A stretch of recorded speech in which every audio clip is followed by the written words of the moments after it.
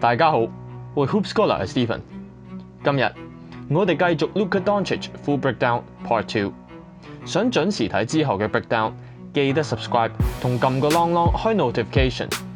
想睇多啲籃球資訊嘅話，可以 follow 我哋嘅 Facebook、Instagram。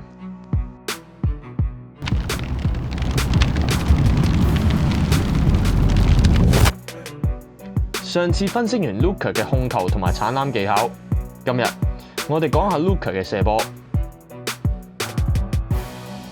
今季 Luka 大約有46% 出手都係三分，除咗 catch and shoot 之外，佢亦都可以以自己嘅能力去製造出手機會。我個人覺得 Luka 嘅射姿唔算係一個完美嘅 one motion， 但都非常接近。我哋可以由佢接波開始睇先。佢接波之後咧，喺一個三協勢嘅狀態，已經會坐低同埋將個波放喺 pocket， 係處於一個 deep 咗嘅姿勢。咁做可以令到出手更快。然後我哋可以留意佢上半身嘅角度，係有少少前傾。前傾之後再起手，能夠用埋我哋嘅 glute 嘅肌肉，完全可以做到 triple extension， 即係射波嗰陣咧係力從地起。首先係 ankle joint 嘅 extension， 然後係膝頭，最後係 hip。下半身良好嘅 triple extension 可以更有效咁樣去用腳發力，射波會更輕鬆同流暢。呢方面喺之前講射姿嘅片咧都有提及過。但之所以我會話佢唔算係完全 one motion， 係因為 Luka 有一下 early set point， 即係佢出手前波去到佢 set point， 但膝頭依然係彎。呢下會令到波需要喺 set point 有輕微嘅停頓，因為要等雙腳完全伸直咧先至出手。但佢呢下咧係十分輕微，所以唔太影響佢出手嘅流暢度。完全 one motion 嘅表者咧有 Steph Curry， 可以睇到當波向上嘅時候 ，hip 同時向上；波去到 set point 嘅時候，雙腳已經伸直，而且已經係去到離手嘅一刻。雖然因為 early set point 而有輕微嘅停頓，但係 Luka 喺波離手嗰刻，身體依然係向上，仲係有一個向上推嘅 motion， 而唔係跳到最高點，然後先再向前射，所以唔算係 two motion。綜合以上幾點，雖然 Luka 嘅射姿唔係完美嘅 one motion， 但係都非常接近。而 Luka 射波嗰陣，腳係有輕微嘅側向，呢個咧都屬於普遍。有啲人中意腳尖子框，有啲人中意微微側向，視乎翻球員本身出手嘅感覺。Luka 出手後有一下俗稱 sweep and sway， 即係出手後腳落地嘅點咧會比起跳前嘅點前少少，但係重心咧唔會完全向前，膊頭咧反而係微微向後嘅。對於呢種射法嘅好壞，坊間咧冇一個結論。有啲球員習慣咁射，例如 LeBron、Carmelo 等等。有種講法係會增加向前射嘅 motion， 令到出手咧輕鬆啲嘅。亦有講法話呢一種射法咧會令到出手會有多餘嘅 body movement， 令到出手冇咁穩定。當然每個人射姿不一，冇絕對啱定錯，射得舒服、射得入就可以。有關我以上講過嘅幾個 point， 我遲啲咧會出片同大家講解。相信大家都知道 Luka 好中意用 step back。Luka 嘅 step back 大多數都係會以右腳去硬後，因為對於右手嘅球員嚟講，普遍以右腳去硬後，整個身體嘅平衡同埋姿勢都係比較穩定同埋 natural。原因係因為例如我右手球員射波時嘅姿勢同埋腳嘅擺位都係會右腳比左腳前，所以就算係 step back 嘅情況下，以右腳去硬後 step back 之後咧，右腳依然都係較前。整個身體嘅平衡同埋姿勢咧都係比較穩定嘅。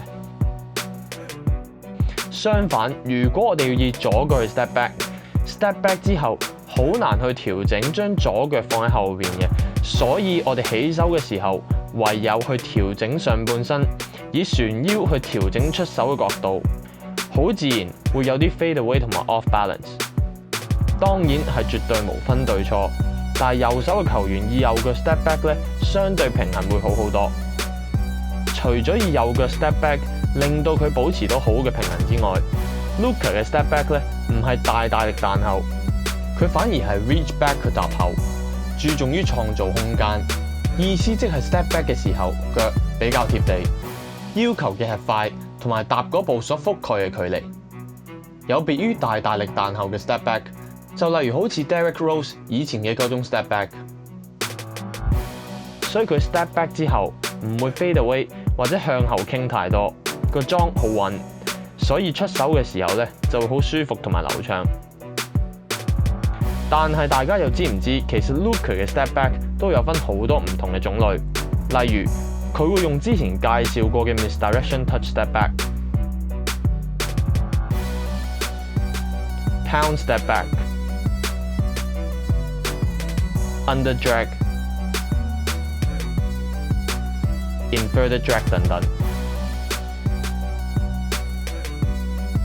而通常 Luka 喺用 step back 嘅時候，都會營造一種想突破嘅假象咧，去 set up 對手。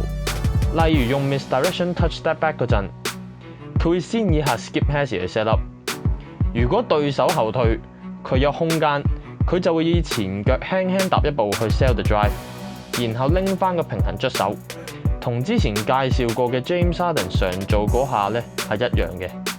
又或者 under drag 嘅時候，都係一個正準備突破嘅情況底下突然拉後，然後出手。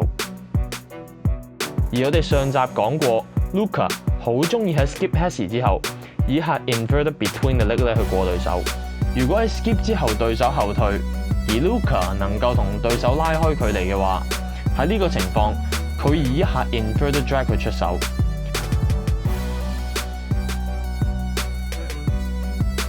大家留唔留意到 Luka 通常會選擇幾時 step back 呢？我哋可以留意下防守球員嘅身體位置。喺 Hoop Scholar 有史以嚟第一集嘅 Euro Step 入邊提過嘅要點，就係防守球員嘅 hip。如果防守 hip turn，就係變向突破、急停或者 step back 嘅好時機。所以喺大部分情況下 ，Luka 喺 step back 之前都會先以突破去 set up， 令防守先 hip turn， 再 step back， 咁就可以創造非常足夠空間，配合佢嘅高度真係好難抹。而 Luka 今季仲開發咗一招 float step back， 當波 float 喺左手嘅時候，以右腳去 step back。用呢下嘅時候，雖然唔係注重喺 sell the drive， 但係捉一下時間差同埋出其不意，令對手防不勝防。呢下創造空間唔算多，但係以佢嘅高度已經足夠。James Harden 都會經常用到呢一下嘅。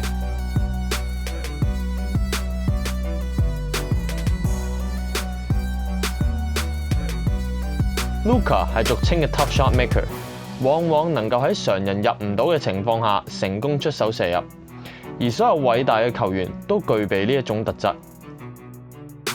雖然 Luka 嘅 usage 即係用波嘅比例都係幾高，但係當佢冇波嗰陣，佢都可以做一啲 catch and shoot 或者無球走動，絕對唔懶惰，好肯做唔同嘅 cut 去配合隊友創造機會。就算 cut 唔成，都能夠拉開同防守嘅距離，令佢喺接波之前已經處於一個有優勢嘅狀態。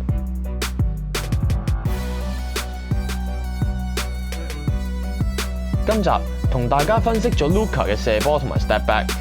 如果大家有咩要補充，可以喺留言講低。下集我哋會分析 Luka 閱讀球賽嘅能力，包括傳波、pick and roll 等等。中意嘅話 like、subscribe。撳個 long 開 notification。其實要整呢啲片係真係要花好多時間同埋精神，希望大家真係可以多多支持，同中意 Luka 嘅朋友分享。Follow 我哋 Facebook、Instagram， 下次見。